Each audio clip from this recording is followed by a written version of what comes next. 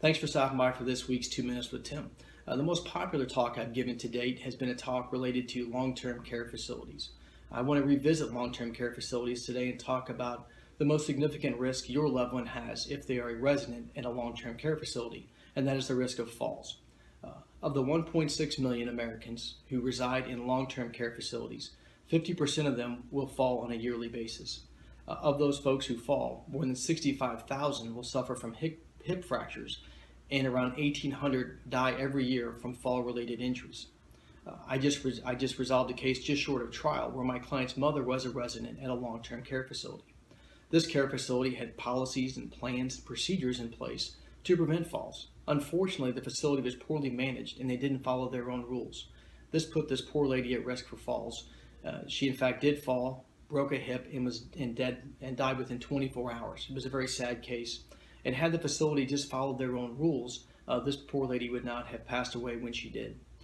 If you or a loved one is considering moving into a long-term care facility, there are specific things you can do on the front end to prevent the risk of falls.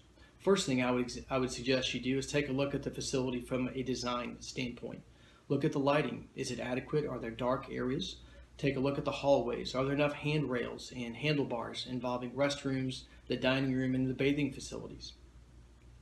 Take a look inside the room. See what the bed heights are like. Do the bedclothes fit tightly such that the floors are clean and neat and free of impediments? Also look at the footwear that the residents are wearing. Make sure that the footwear has traction on the bottom and aren't simply socks, which can lead to falls. Also look at the personal items inside the room. Can the residents get to those personal items easily without having to stretch or reach too far? Also, most nursing homes will provide what's called a fall risk assessment to every resident about every 6 months. Here's a copy of a fall risk assessment in a recent case I was involved in.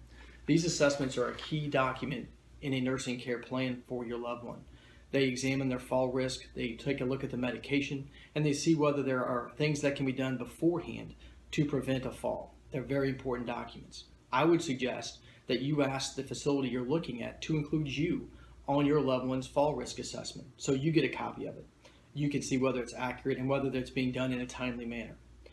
The single most important factor to prevent any falls is making sure that the facility you're considering has adequate staffing. We talked about that in our last talk. The ratio of staff members to residents is a key element to keeping people safe.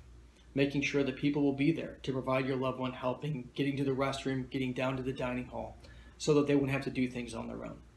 That's the single most important factor in keeping your loved one safe. If you or a friend has questions about long-term care facilities, please feel free to give me a call. My number is 573-635-7977. And remember, you can see past editions of 2 Minutes with Tim at timvanronselen.com. Thanks for stopping by.